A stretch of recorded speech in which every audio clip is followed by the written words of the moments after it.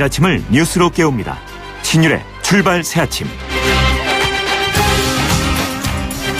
요새 뉴스를 보면 북한의 김정은이 한 2주 정도 모습을 드러내지 않았다, 이런 보도들이 많죠. 그래서 궁금증을 자아내고 있습니다. 근데 과거의 사례를 보면은 김정은이 모습을 숨겼다가 공개석상에 나타나면 얼마 안 있다가 반드시 도발을 감행하는 그런 패턴을 반복해서 보였는데요. 이런 패턴에서 보면 조만간 또 다른 도발을 감행할 것이라는 예측도 가능합니다. 이번 도발의 경우 SLBM일 가능성도 있다, 이런 분석이 나오고 있는데요. 어쨌든 분명한 점은 북한의 또 다른 도발 가능성이 높아지고 있고, 그런 차원에서 한반도의 위기 상황은 계속 높아질 것이라는 예상이 많다는 데 있습니다. 특히 이번 주가 고비가 될 것이라는 분석이 많은데요. 오늘이 바로 그 고비가 될 수 있는 한 주가 시작되는 시점입니다. 이번 주 어떤 방향으로 한반도의 위기가 방향을 잡을지 주목해야겠습니다. 신율의 출발 새 아침, 오늘 순서 시작합니다.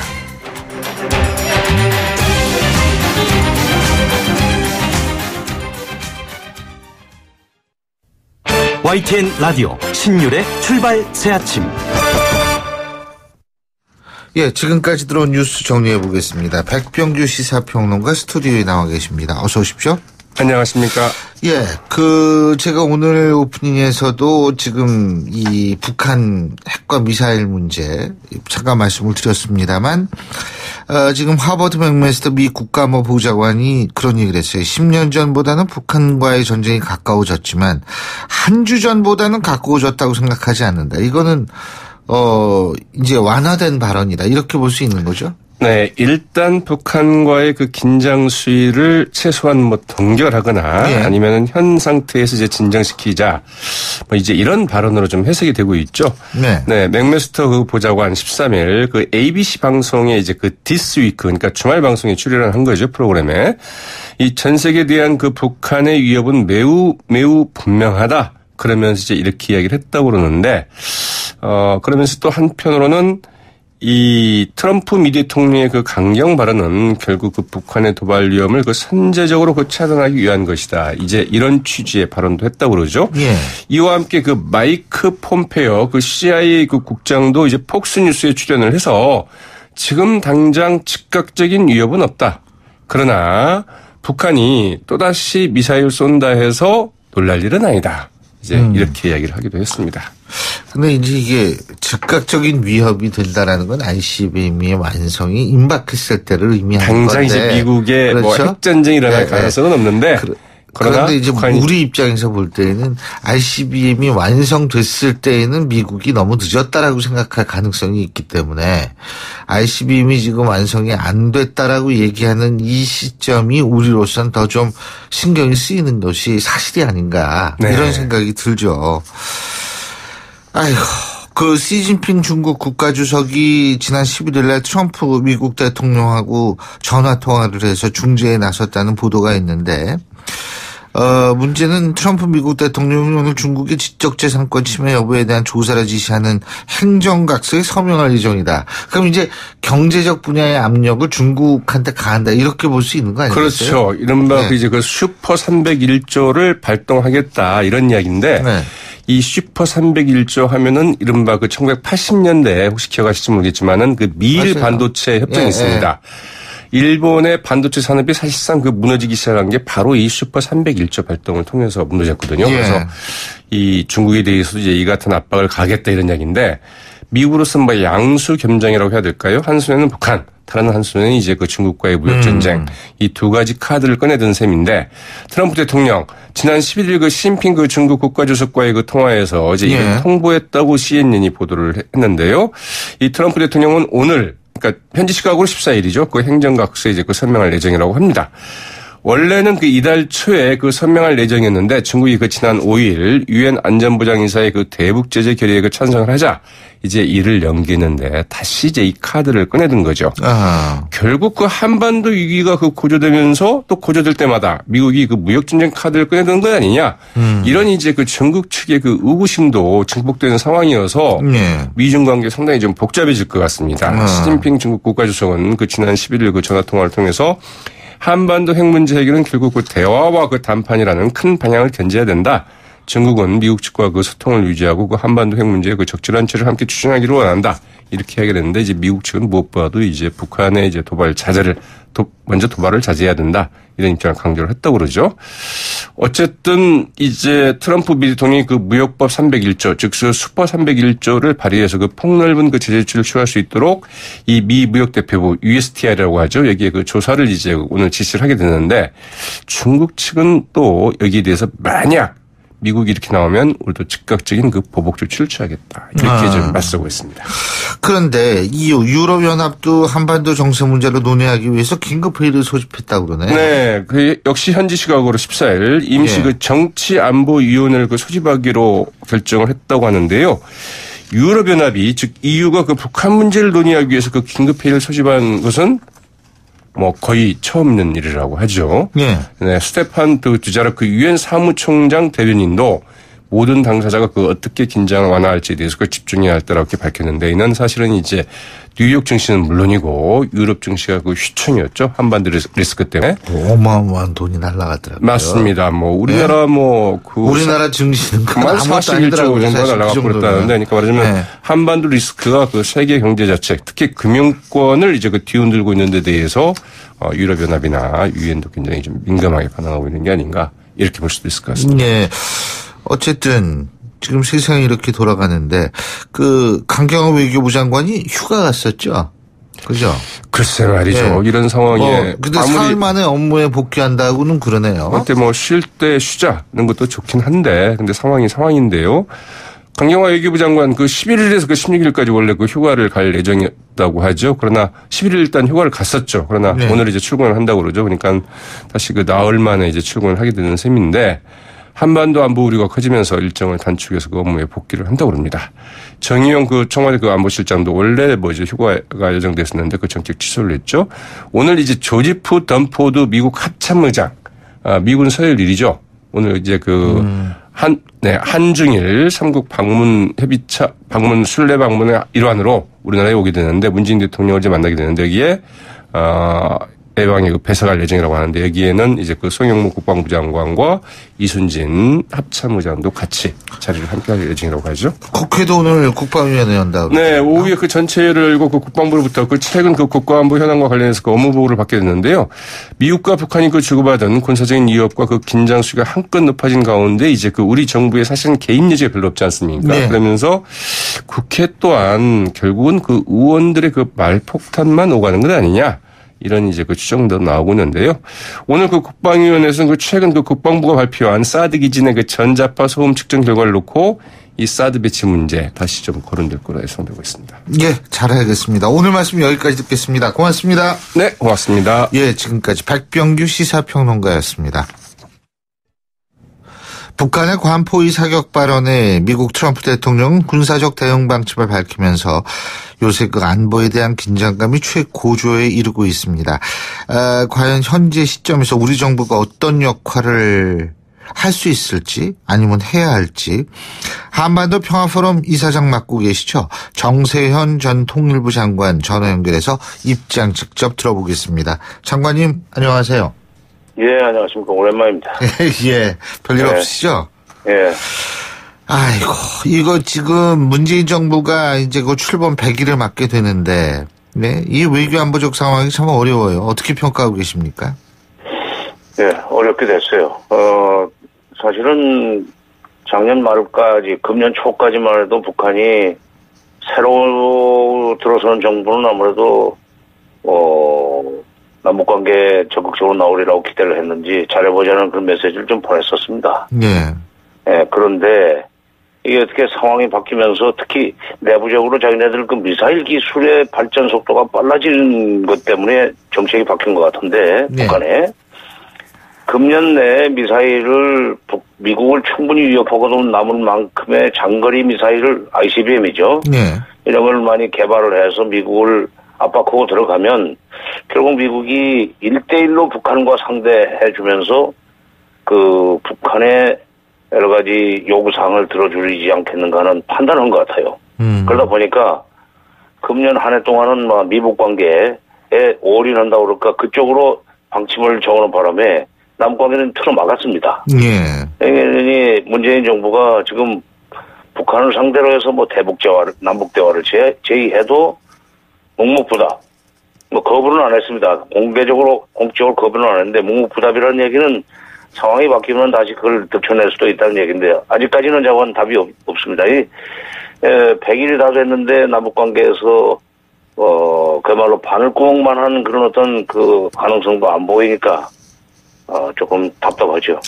지금 장관님께서 남북관계를 틀어막았다. 답이 없다. 이런 말씀하셨는데 결국은 이게 코리아 패싱 아닙니까? 어떻게 보십니까? 코리아 패싱이라고 하는 것은 예. 요즘 코리아 패싱이라는 건 대국들끼리 우리 운명 결정 우리 몰래 일이 일어난다는 그런 뜻으로 쓰이고 있는 것 같습니다. 아하. 이거는 이제 통미봉남이죠. 예. 북한이 그런 식으로 상황을 조성해 나가는 것은 미국과는 통하고 남쪽과는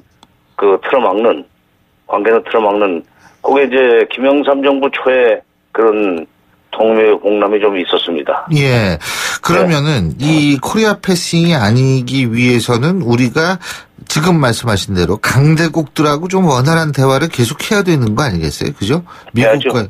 예. 근데 사실은 이제 코리아 패싱이 일어날 수 있는 가능성은 한국 정부가 그동안에 대미 편중 외교를 하는 바람에 이렇게 그런 얘기가 나오게 됐다고 생각합니다. 그동안에 뭐 전문가들은 한미동맹이 중요하다. 그러나 한중 경제 협력 관계도 굉장히 중요하니까 등거리 외교로 가야 된다. 미국과도 잘 지내면서 중국과도 관계를 잘 유지해 나가야 된다는 등거리 외교라고 그럴까. 한미와 한중 관계 어떤 그 균형을 요구를 했었는데 불행히도 박근혜 정부 후반부라기보다는 박근혜 정부 4년 동안에는 완전 대미 편중으로 갔죠. 그러다 보니까 이게 모든 문제를 미국이 중국과 협의를 하는 그런 식으로 상황이 풀려나갔습니다. 특히 중국 역할론, 중국 책임론 여기 나오는 바람에 이제 트럼프 정부에 와가지고는 더더구나 미국이 직접 북한을 압박하면서 북핵 문제를 해결하라 이렇게 되니까 남북관계는 막혀있고 이러면서 코리아 패싱 우려가 나오게 됐지만 그건 또 해결책이 있습니다. 어떤 해결책이요? 미국한테 강하게 우리 빼놓고 이 일을 하려고 하지 말라는 메시지를 계속 보내야 돼요. 예를 들면 지난번 휴가 끝나고 문재인 대통령이 돌아와가지고 트럼프 대통령과 통화하면서 한반도에 전쟁이 일어나서는 절대로 안 된다는 얘기를 확실하게 했다고 하잖아요. 예. 한반도에 전쟁을 벌리려면 북한을 선제 타격하려면은 우리 동의를 받아야 된다는 얘기를 해야 되고 그건 대통령 혼자 해야 될 일은 아닙니다. 여론 전체가 그쪽으로 가면은 미국이 우리 빼고 중국과 우리 운명을 결정하는 그 협상을 하거나 또는 우리 빼고 대북 선제 타격을 하거나 그지는 못하죠. 그러니까 지금 코리아 패싱을 확실히 부식시키기 위해서는 미국한테 강력하게 우리 입장을 투영하도록 노력해야 된다 이 말씀이시군요, 그죠? 그렇죠. 현재는 그나마 말이 되는 것은 미국이거든요. 또 중국은 지금 사드 때문에 얘기가 안 되니까. 예, 알겠습니다. 근데 지금 8월 위기설 얘기 많지 않습니까? 그죠? 나오고 있죠. 미국 언론에서는 어제 인터넷 보니까 북한 선제 타격 시나리오 4가지를 4가지를 언급하고 이러는데. 근데 청와대는 한반도 위기설에 동의할 수 없다. 지금 이렇게 얘기를 하는데 이 부분은 어떻게 판단하고 계십니까? 저는 이 8월 위기설이라고 하는 것이 상당히 장사 속에서 나온 얘기라고 봅니다. 지금 미국은 우리하고 달라서 10월부터 회계연도가 시작이 됩니다. 예산 집행이 시작돼요. 새 예산이. 9월이면 이제 그 결정이 돼야 되죠. 8월이 되면은 예산 문제와 관련해서 피크 타임입니다, 이게 지금. 그러니까 이 위기설이 돌면, 한반도 위기설이 돌면 적어도 태평양 사령부 내지는 극동 지역의 미군 예산 또는 주한미군 예산을 손을 댈 수가 없죠. 그런 배경이 좀 있고, 그런 군산복합체와 연결이 되어 있는 그런 어떤 전문가들이 내돌리는 얘기라고 보고, 또 하나는 4월 달에는 또 4월 위기설이 나오지 않았었습니까? 예. 그때 4월 위기설의 진원지는 주로 일본이었었어요. 그러니까 4월 위기설이나 8월 위기설에는 일본의 극우 세력이 아베 정권으로 하여금 일본 헌법을 고칠 수 있는 그런 분위기를 자꾸 만들어내려고 그러는데 한국에 이런 위기가 자꾸 오면 일본에서 평화헌법 구조 그걸 폐기시킬 수 있는 여러 가지 국내 정치적 여건이 조성이 되죠. 그런 소위 그 미국 내의 군산복 합체 그리고 일본 내 극우 세력의 이 배후에 있는 일종의 페이크 뉴스라고 저는 봅니다. 아니 근데 그 북한이요 ICBM 쏘고 핵 그 경량화에 성공했다 이게 미국 일본의 주장이고 그것이 사실이라고 했을 때에는 실제로 미국의 입장에서 볼 때에는 이번에 이 ICBM 위기가 본인의 문제라고 생각할 가능성이 높잖아요. 본인의 문제죠. ICBM이 만약 미국까지 도달해서 대기권에 대진입을 하고도 불타지 않고 목표 지점에 떨어진다면 진짜 미국이 가만히 있을 수가 없죠. 근데 초기에는 미국이 그런 재진입, 북한이 재진입 기술까지 그 확보한 걸로 뭐 얘기가 나오더니 요즘 와서는 또 그게 아니다. 예를 들면 사진을 분석하니까 중간에 대기권에 들어오면서 점이 사라졌다. 이러면서 이제 미국까지 올 염려는 없다는 새로운 평가가 나오고 있습니다. 그러니까 이게 북한의 핵 능력이나 미사일 능력에 대해서는 조금 평가가 왔다 갔다 해요. 시간에 따라서. 그러니까 처음에는 지금 우리 신 교수님은 초기 평가를 중심으로 말씀하신 것 같은데 이틀 전인가 제가 9시 뉴스, 8시 뉴스를 보니까 그 사진 분석을 했더군요. 그러면서 뭐 위험하지 않다. 그다음에 또 하나 뭐가 있냐면 미사일 그 자체만 쏘았는데 여기다가 지금 600kg, 1000kg짜리 핵탄두를 실었을 때 과연 그만큼 날아갈 것인가 그런 문제가 있습니다. 그러니까 자기네들이 북한에서는 경량화했다고 주장하지만 그게 사실인지 그거는 또 다시 분석을 해봐야 되는데 분석의 길이 없죠 지금. 제가 그 장관님께 여쭤본 이유는 그렇게 더 발전하기 전에 미국의 입장에서 볼 때에는 이걸 스톱을 시켜야 된다 이런 생각을 할 수는 있잖아요. 그렇지 않습니까? 그렇지. 스톱을 시키기 위해서 이제 두 가지인데 선제 타격을 하느냐 아니면 협상으로 푸느냐 하는 그거 아닙니까? 근데 지금 선제 타격을 하는 경우에 그것은 한반도 전쟁이에요. 6.25가 별겁니까? 그때는 6.25는 그때는 북한이 먼저 시작을 했지만 이번에 여러 가지 그 원인으로 해서 뭐 핵이라든지 미사일 때문에 미국이 먼저 북한을 선제 타격하면 북한 가만히 있겠어요? 그러면 이제 반격하면 또 여기서 재반격해야 되고 이러면은 이제 전쟁으로 번지는 거고 가령 미군이 압록강 두만강까지 올라간다고 칩시다. 그러면은 물론 시진핑이 트럼프한테 전화로는 미국이 선제 타격을 하더라도 뭐 중국이 거기에 개입하지 않겠다는 얘기를 했다고 그러지만 그러나 막상 그 미군한테 몰려서 올라가는 인민군이 압록강 두만강 건너 중국으로 들어가면 그걸 막기 위해서라도 중국은 개입을 할 겁니다. 6.25 때 그것 때문에 그런 거 아니에요. 6.25 때. 그러니까 그렇게 되면 미중전쟁입니다. 그래서 미국도 미중전쟁까지 감당할 수 있는 그런 그 용기나 능력은 없다고 봐요. 지금 미국이 벌려놓은 일이 많습니다. 그래서 선제 타격은 군인이나 그 강경론자들이 할 수 있는 얘기고 미국 그 국무장관도 대화로 풀어야 된다. 심지어 국방장관까지도 선제 타격도 할 수 있지만 그러나 역시 대화로 풀어야 된다는 얘기를 하고 있지 않습니까? 트럼프만 좀 왔다 갔다 하죠. 그러나 트럼프가 물론 대통령이긴 하지만은 그래도 국방장관과 국무장관이 그런 쪽으로 입장을 정해놓고 있다는 것은 그나마 우리한테는 다행스러운 일입니다.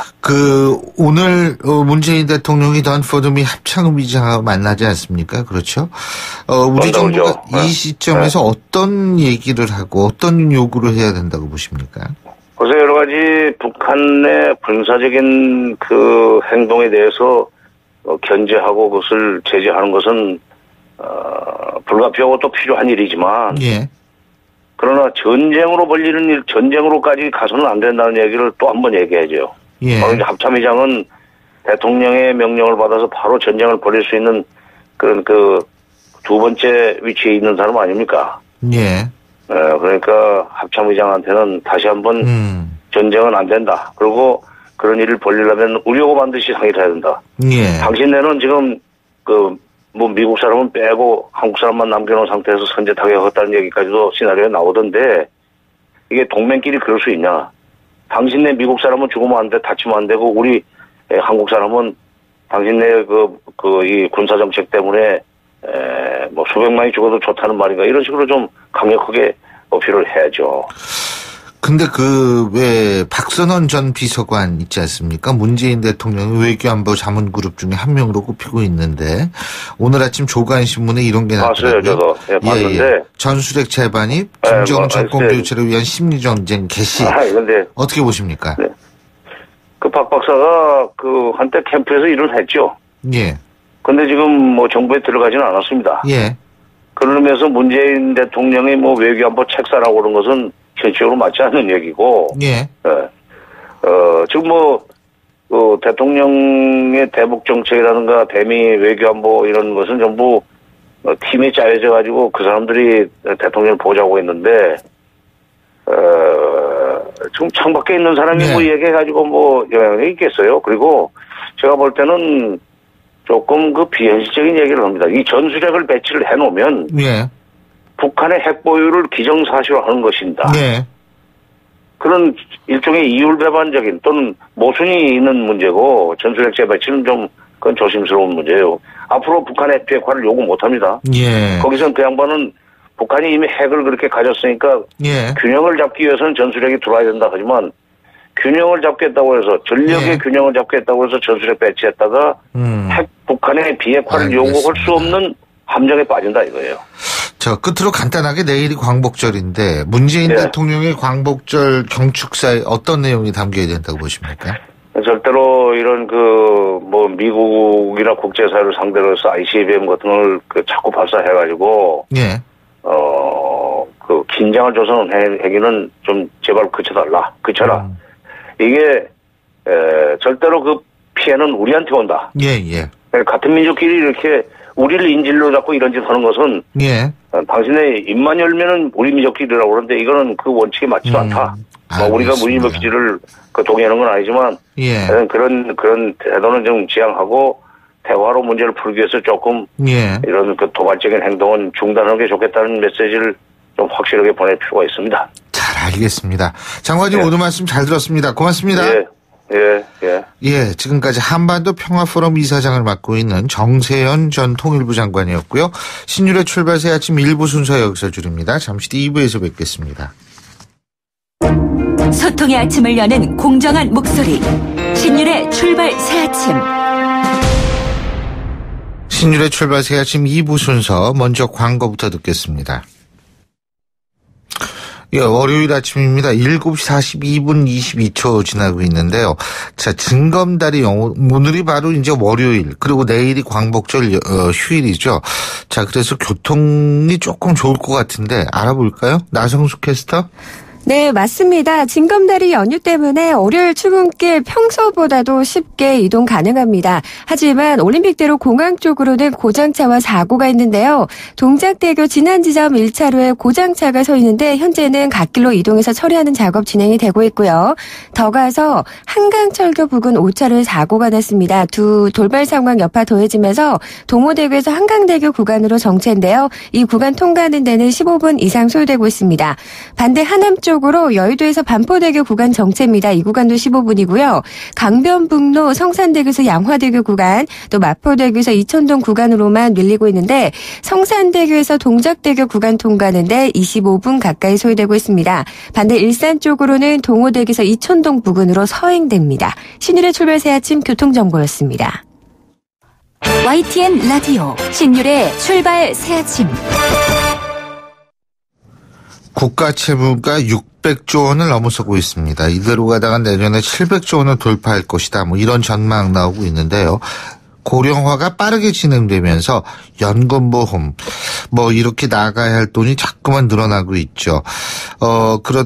거기다가 요새 경제정책 역시 이 나라 돈은 계획보다 더 많이 쓰기로 한 상태다. 이런 분석이 많아서 국가 채무가 예상보다 더 빨라질 수 있다라는 의견도 나오고 있습니다. 관련해서 숙명여자대학교 경제학과 신세돈 교수 전화 연결해서 자세한 입장 들어보겠습니다.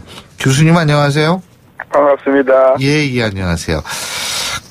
우리나라 국가 채무가 증가 속도가 딴 나라에 비해서 빠른 편입니까? 네, 매우 빠르죠. 매우 빠르고 작년 같은 경우에 한 1년에 40조 이상이 늘었거든요.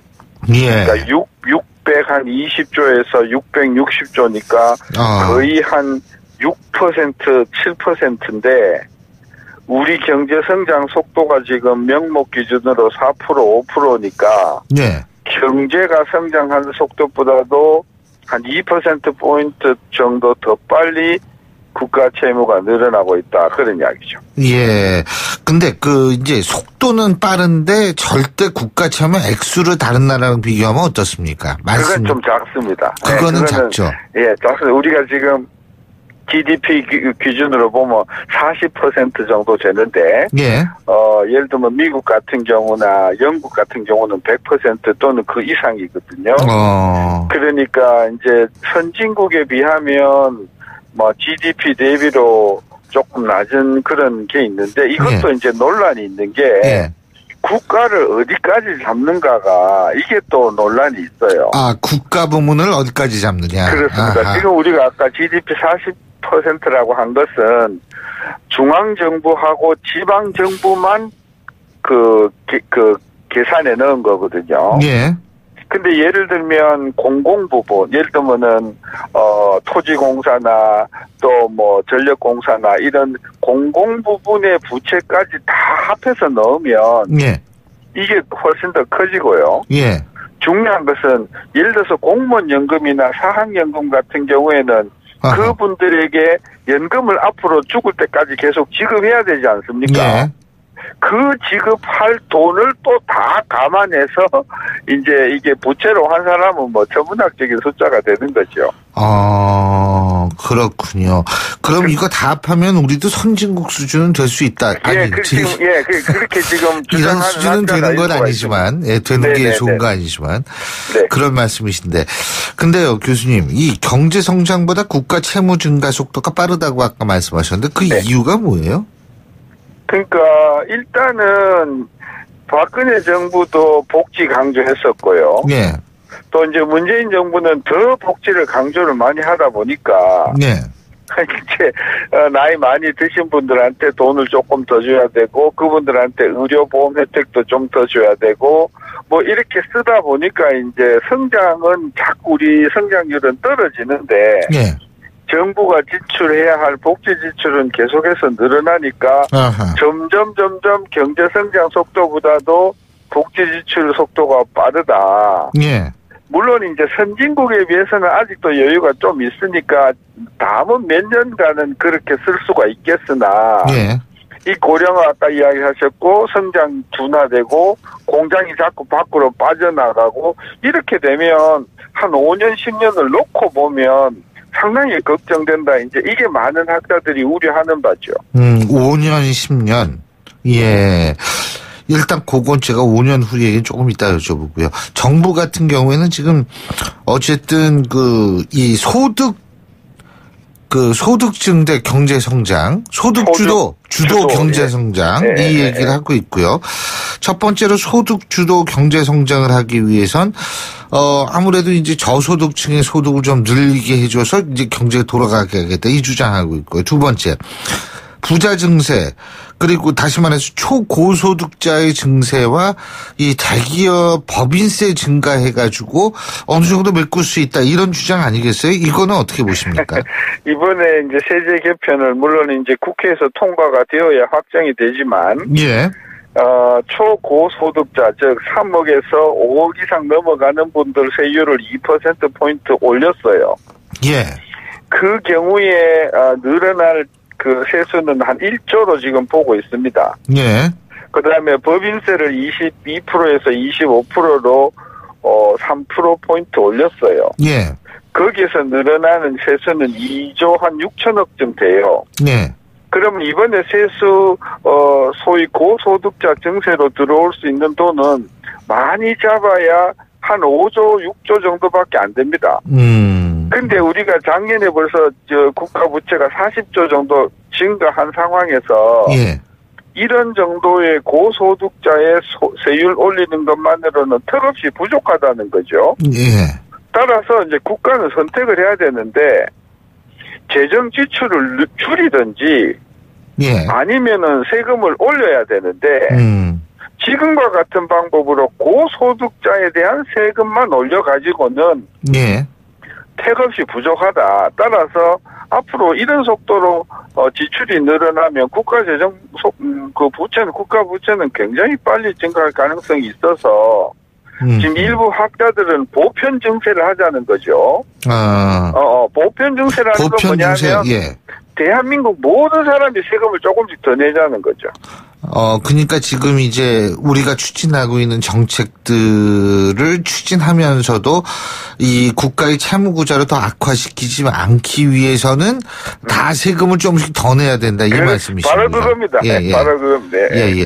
근데요, 또 한 가지 제가 교수님께 좀 궁금한 게 지금 이제 이 세금이라는 게 퍼센테이지로 따질 수도 있지만 그 퍼센테이지가요, 경제 성장률이 높아지면 예를 들면은 22%, 25%, 3% 늘렸다 그 3%에 해당하는 금액이 더 늘어날 수 있는 거 아닙니까? 그죠? 그렇죠.